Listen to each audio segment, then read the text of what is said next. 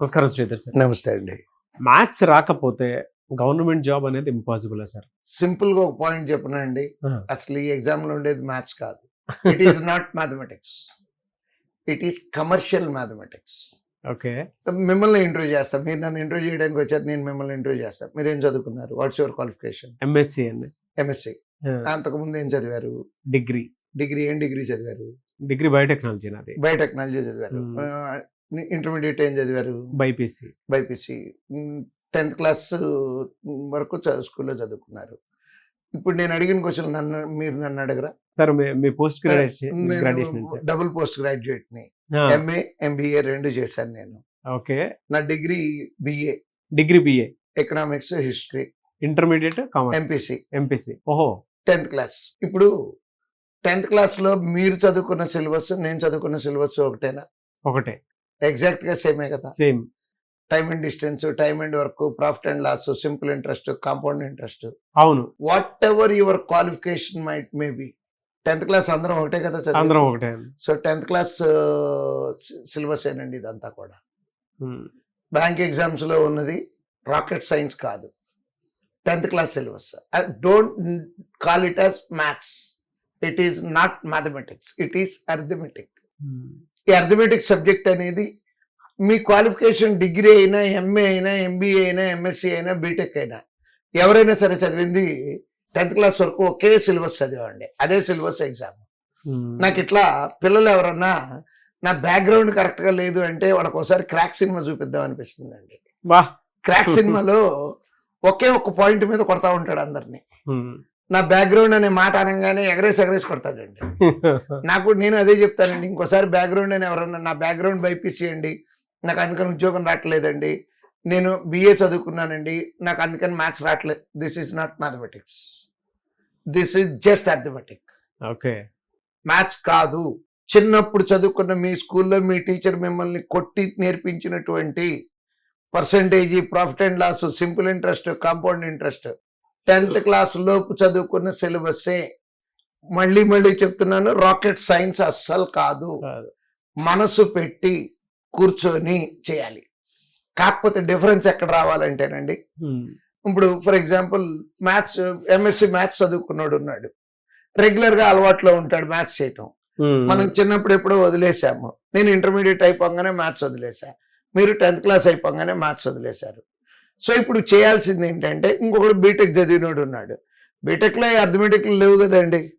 కాకపోతే ఏంటంటే వాడికి క్యాలిక్యులేషన్ ఫ్లో ఉంటుంది. మీరు 10th లో వదిలేశారు కాబట్టి మీకు ఆ ఫ్లో తక్కువ ఉంటుంది.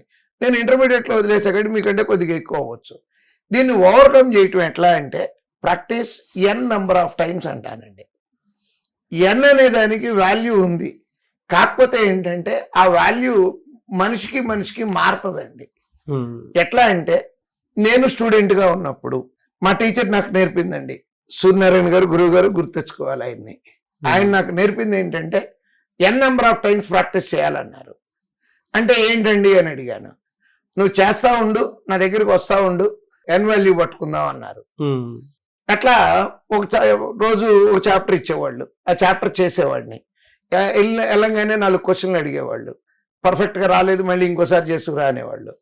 అలా ఆయన నాకు నేర్పింది ఏంటంటేనండి, నా n వాల్యూ 6 అని డిసైడ్ చేశారు. ఎలా అంటే 6 సార్లు ప్రాక్టీస్ చేశాక నాకు సబ్జెక్ట్ బాగా వచ్చిందని అర్థమైందండి. అప్పుడు ఆయన ఏం చెప్పారంటే, 6 సార్లు పర్ఫెక్షన్ వచ్చింది కదా, ఇంకా బాగా రెడీ అవ్వాలి అంటే ఇంకో 2 సార్లు ఎక్స్ట్రా చేయి.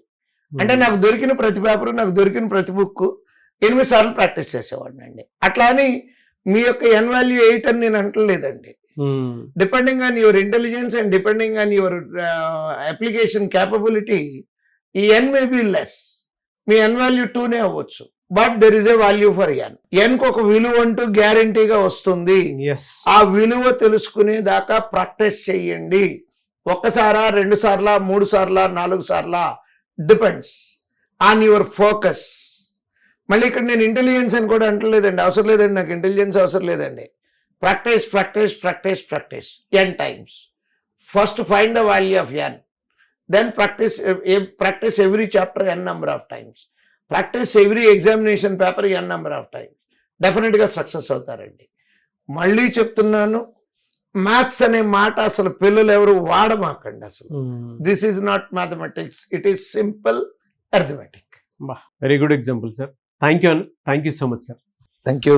చూసారు కదండి వీడియో. ఈ వీడియోపై మీ అభిప్రాయం కమెంట్ బాక్స్లో పోస్ట్ చేయండి. ముఖ్యంగా మీరు కనుక శ్రీధర్ సార్ దగ్గర నుంచి మీకుండేటువంటి డౌట్స్ ఏవైతే ఉన్నాయో వాటిని అన్నింటినీ వీడియో రూపంలో కనుక మీరు చూడాలి అనుకున్నటువంటి వాళ్ళు, అంటే ఈ సిరీస్లో భాగంగానే చూడాలి అనుకున్నటువంటి వాళ్ళు, కింద కామెంట్ బాక్స్లో మీ ఒపీనియన్ ఏదున్నా సరే షేర్ చేయండి.